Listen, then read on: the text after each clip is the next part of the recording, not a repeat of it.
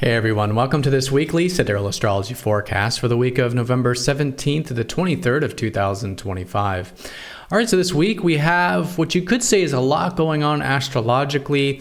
It is really concentrated around the new moon though, and the new moon is certainly the most important thing here. So anyways, new moon on Wednesday and Thursday of this week. So a new beginning to the lunar cycle. And so as we approach that, we are completing the previous lunar month, which was centered around Sidereal Virgo. And so approaching that, completing things around improvement, perfection, work, things of this nature, and getting ready to plant some new seeds in regards to Libra, Sidereal Libra. And so this is about balance. This is about fairness. This is about bringing things into mutuality in our life. And so balancing the scales, both personally and interpersonally, is really the name of the game here. Now, Mercury's retrograde with this and actually quite close to the new moon when it happens. And so a lot of reworking still going on. This has been the case since last week as well. So good to be adaptive, good to be flexible, but at the same time, still doing things that are about redoing and revisiting is, of course, always great here.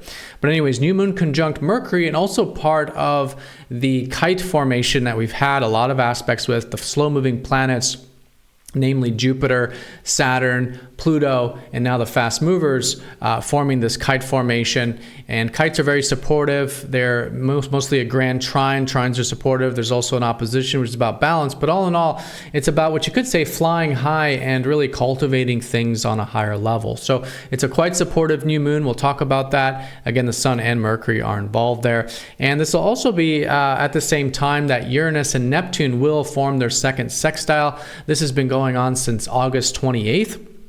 So this is really just a yearly thing here, and it's the middle contact. So there could be some nice things moving in the right direction, maybe involving some ideals, some dreams, some excitements, maybe more of our true self coming out as well. So that's the main thing about the week, but we also have all the planets sort of congregating in Libra now. So Mercury, like I said, going to join up with the new moon in Libra, and Venus entering Libra at the beginning of the week. So again, balance and fairness is the name of the game there. Okay, so let's go and take a look at all of this here in more detail when we return.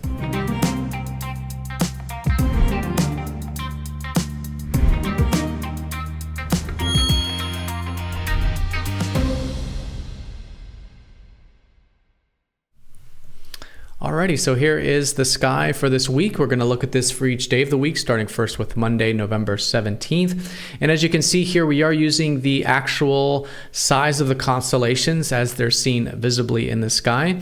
This is very different from mainstream astrology, however. For example, you might be expecting that new moon to be in Scorpio and the sun to be in Scorpio right now.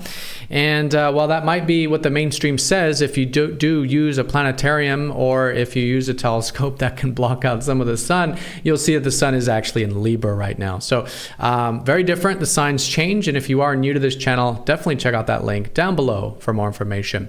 We're also using True Sky astrology software here. So if you are interested in this and you want to have a very easy to use astrology program, there's a link down in the description. Very easy. You just click. Really the simplest software that I think is even possible. But anyways, if you're either brand new or an expert, do check out True Sky down below. All right, so let's go ahead and take a look here at what we have going on. If I pull up the aspects, it's going to look like a lot. But like I said, this is really just one thing you're seeing, which is the new moon conjunct Mercury, and both of those planets forming the Kite formation. Okay, so looks like a lot, but it's not. It's really just one, what's called aspect configuration, one bigger configuration between the planets. It does make it an important week, of course, in the sense that, again, the Kite is signaling that there's a lot of connection. There's a lot of things interconnected collectively right now that we can utilize, and I'll do my best here to break it down for you. But let's just do a quick recap in terms of what we have coming into the week. So coming into the week, we have those sign changes. Mercury retrograde is coming now back into Libra, finishing where he just was in Scorpio, and Venus also finishing her transit of Virgo and going into Libra. So in other words, Mercury coming into Libra now, Venus entering Libra, the sun's already in Libra. It's a lot of this Libra energy, and of course that's where the new moon will be on Wednesday, Thursday. So Libra is about the scales. It's the symbolism of the scales, and this can mean a lot of things. In our personal lives, it's about bringing things back into balance, right? So it rules things like karma. How can we resolve our karma or bring back balance to our karmic energy in our life? It also deals with morality and ethics and doing the right thing. And this is where the more interpersonal or other-oriented aspects of Libra are quite strong. This is the seventh house of the Zodiac wheel. And for those that know the seventh house, it's about relationships, but more specifically about relating. How do we relate with others? Are we focused on mutuality?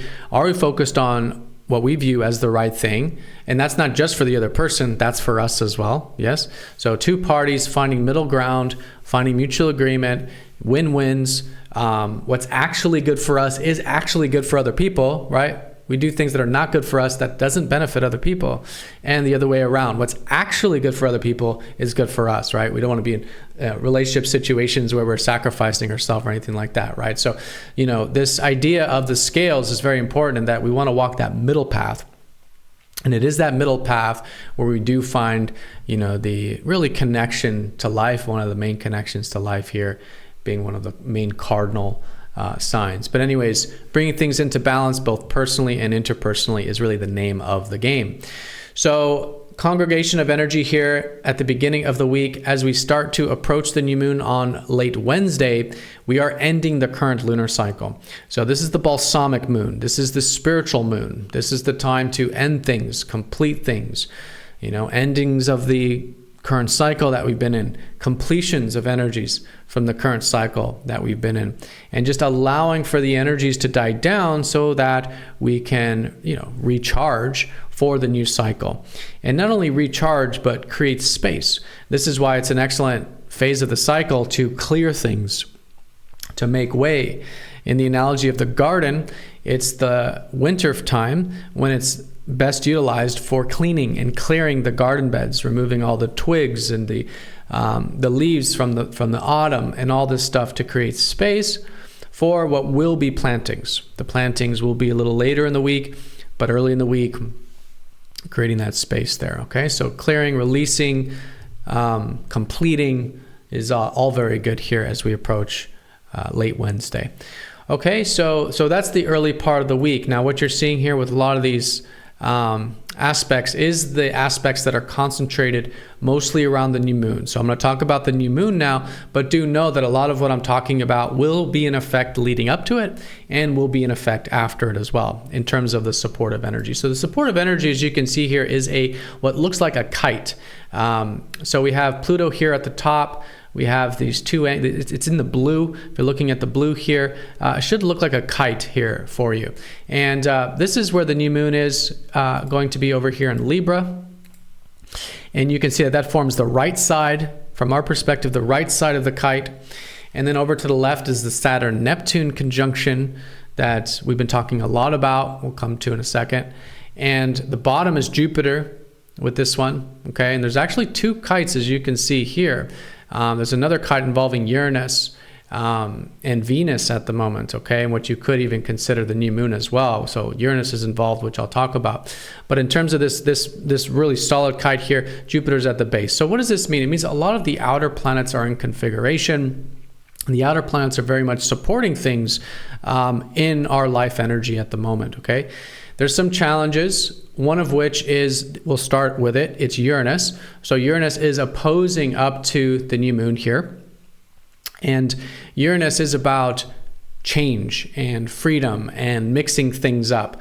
So while it is a time to be, yes, balancing things, we want to, walk that middle path while at the same time being open to change.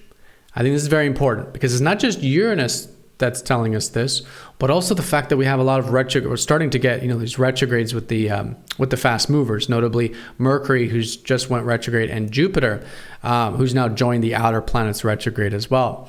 So retrogrades are all about being flexible, being open to change, right? Revisiting, right? That adaptive process. And I think Uranus really wants us to do that with the opposition to Uranus.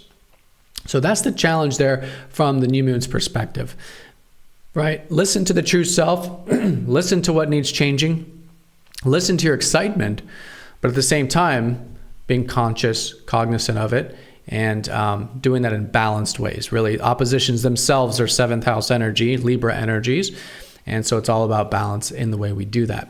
Now, with the support, there's just a lot of it. We have Jupiter in support, which is the planet of possibilities and potentials and opportunities. Yes, Jupiter's retrograde, so we want to be flexible with that as well. Saturn and Neptune. So Saturn, grounding, responsibility, discipline. We have support with that. And that's really joining up with Neptune and with Saturn and Pisces.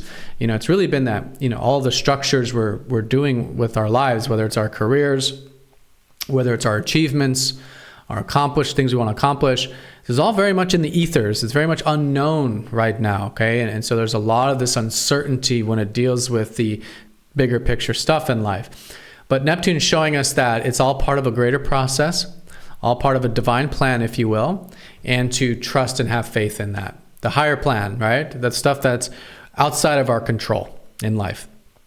And so this is supportive as well. So we could actually feel a little bit more of an ease and willingness to go with the flow of things, to be a little more receptive, to maybe access our intuition where the real guidance is, or our soul where the real guidance is. So support there as well. Okay. And then on a minor front, we have the Pluto support, which is minor because it's a sextile. It's the lesser of the stronger aspects here.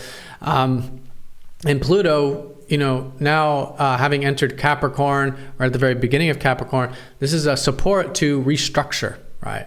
Pluto is fundamentally about transformation and change. And with Mars in Scorpio at the moment, it is an excellent time for facing fears, empowering ourselves, being more real, more raw with ourselves and maybe others, and especially how we assert ourselves, right? That's definitely going on. There's a lot of Scorpio still. But it's nice to see Pluto in support, which is going to support that process, support the depth, support the realness, support the transformation, and maybe to some of these structures, things we've been building recently in our lives with Pluto in Capricorn. Okay, so what I just described there is what you're seeing here, just one by one. I'll leave this up for a minute for those that do want to go and see exactly which of the things I talked about are happening exactly when, but it really doesn't matter, honestly. The most important thing here is that the new moon is activating it. And as we approach that new moon, it's the ending and completion of the cycle. Then around the new moon, Wednesday and Thursday, we want to listen. We want to feel, we want to see what is emerging, what is arising out of this new beginning, right? And then slowly start to build these new beginnings as we move forward. Now, in terms of what I'll cover here is the challenging Uranus thing, just so we're aware of it. As you can see, there's a lot of blue on the board, so it's mostly on the supportive side. But what could be potentially challenging is, again, the balance. And so Mercury is opposite Uranus the day before, or the day of the night of the new moon, so on Wednesday. And that's going to be balancing maybe how we go about things in our day-to-day lives. In other words, we've already had this contact because Mercury is retrograde, but it's being flexible, right? Being balanced, listening to the excitement, maybe changing up that routine, changing up that day-to-day a little bit, but listening to it and responding to it versus reacting to it can help us live that more balanced life. Then the sun will be opposite up to Uranus on Friday.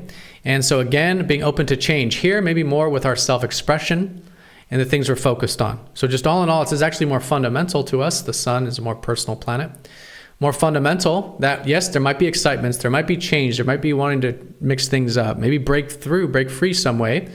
So to listen to that, because that's important. But again, following that in a balanced, centered, let's say Libra, ethics, morality, karmic, resolving sort of way.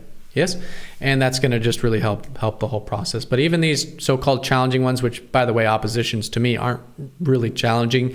They're more neutral in nature, and they deal with bringing things back into that neutral state.